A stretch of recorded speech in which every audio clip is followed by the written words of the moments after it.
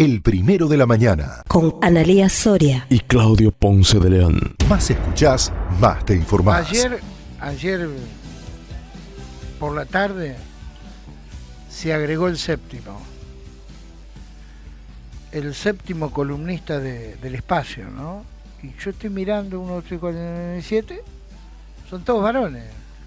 7 columnistas masculinos.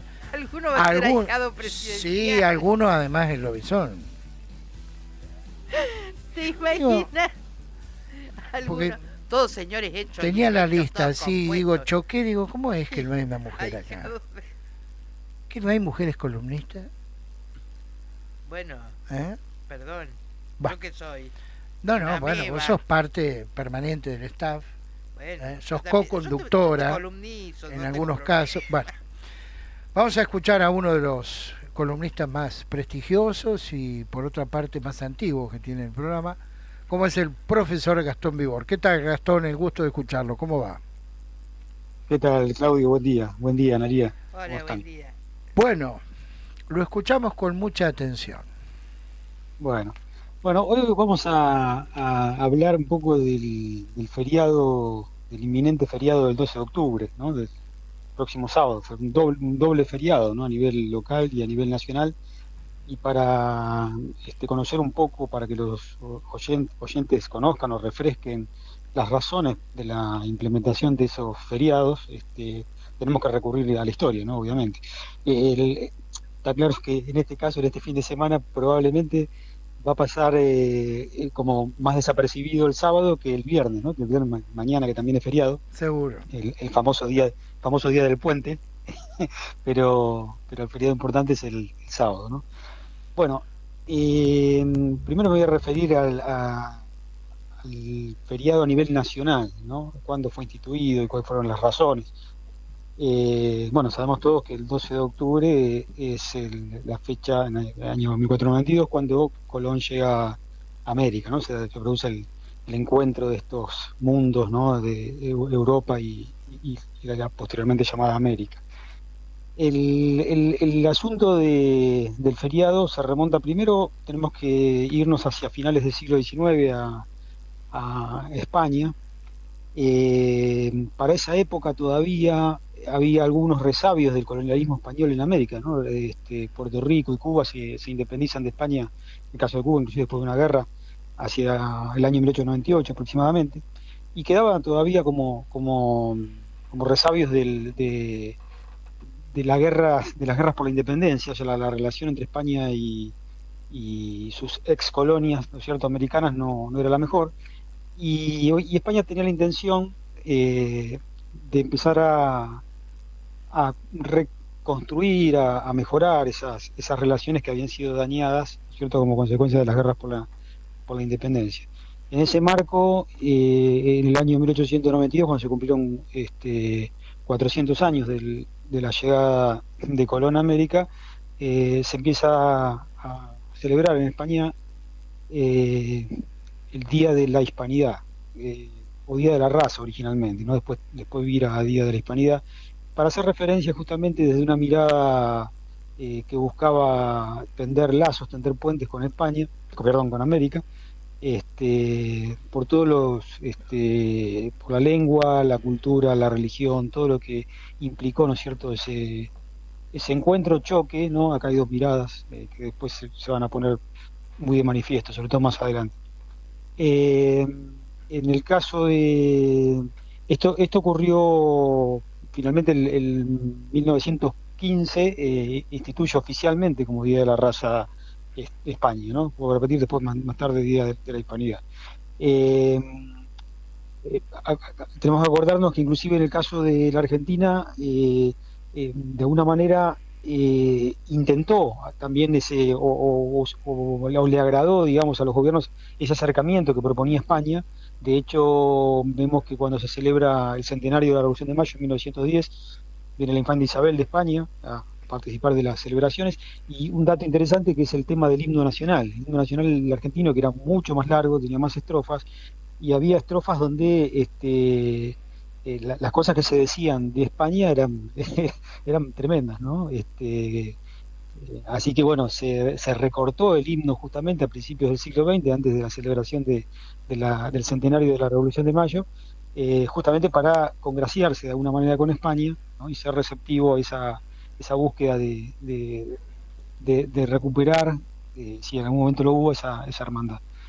Y después ya más adelante, ya en el año 1917, el primer gobierno de Irigoyen, Hipólito Yrigoyen, en la Argentina establece como feriado nacional también el Día de la Raza, ¿no? Siguiendo un poco la línea de España, en un marco histórico-político bastante particular. En 1917, bueno, plena Primera Guerra Mundial, año en que Estados Unidos ingresa en la guerra, y un Estados Unidos que buscaba de alguna manera promover el panamericanismo, es decir, alinear a todos los países de América bajo su órbita y de alguna manera llevarlos a que también se declaren la guerra a Alemania y los países centrales, ¿no es cierto?, que estaban en guerra contra la Entente Cordial, bueno, a la cual se había sumado recientemente Estados Unidos. Irigoyen mantiene una política neutralista, se niega a esa imposición, ¿no es cierto?, que quiere establecer Estados Unidos a través de esa política panamericanista, y él de alguna manera impulsa una suerte de hispanoamericanismo, latinoamericanismo frente a esa postura de Estados Unidos, y esa es una de las razones de la implementación del feriado, ¿no?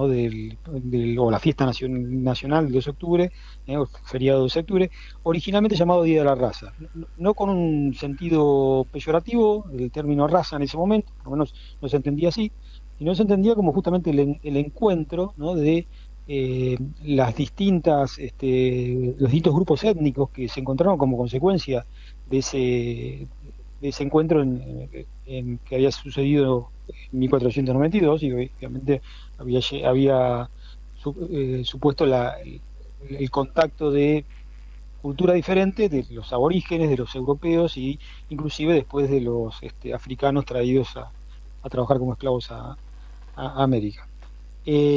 Bueno, este día, el festejo de este día, trajo muchas polémicas posteriormente, sobre todo en las últimas décadas, ¿no es cierto? Comenzó a ser visto como políticamente incorrecto la celebración del 12 de octubre. Ahí había siempre, desde el punto de vista histórico, siempre en pugna dos miradas, ¿no es cierto? La leyenda negra que planteaba, bueno, que acá vinieron los españoles a matar indios y llevarse todo el oro, que en parte hubo algo de eso, y la leyenda rosa, más ingenua, ¿no?, de que, bueno, los españoles vinieron a evangelizar, traer su cultura, etcétera, etcétera. Bueno, que también hubo algo de eso, ¿no? La historia tiene matices, es compleja, tiene grises, no es blanco-negro, pero bueno, se dio esa mirada antagónica, lo que lleva a que, bueno, posteriormente, ya hace unos años atrás, se deje de hablar de Día de la Raza, inclusive en España hoy se habla de Día de la Hispanidad, inclusive ya hoy, más que Día de la Hispanidad, es la fiesta nacional de España, del 12 de octubre, y bueno, se establece, hoy la celebración se llama el Día del Respeto a la diversidad cultural, ¿no es cierto?, como que se le puso un nombre más políticamente correcto, pero el origen de esta fiesta está ahí cuando Irigoyen en el año 17 se hace eco de lo que planteaba España, y además, bueno, de alguna manera para sostener su política exterior independiente de los Estados Unidos. Eso con respecto a la festividad a nivel nacional. El 12 de octubre también sabemos que, y acá vamos a lo local, es el Día de la Virgen del Pilar, que es lo que le da el nombre a nuestro partido y a nuestra localidad, ¿no? Cuando en el año 1580, cuando se da la segunda fundación de Buenos Aires, a cargo de Juan de Garay, hay una partida de hombres que son enviados, ¿no?, para esta zona, de lo que actualmente es Pilar, la zona de Río Luján, y esa partida de soldados mayoritariamente eran aragoneses, algunos de Zaragoza, que es donde, bueno, obviamente la Virgen del Pilar es la patrona, ¿no?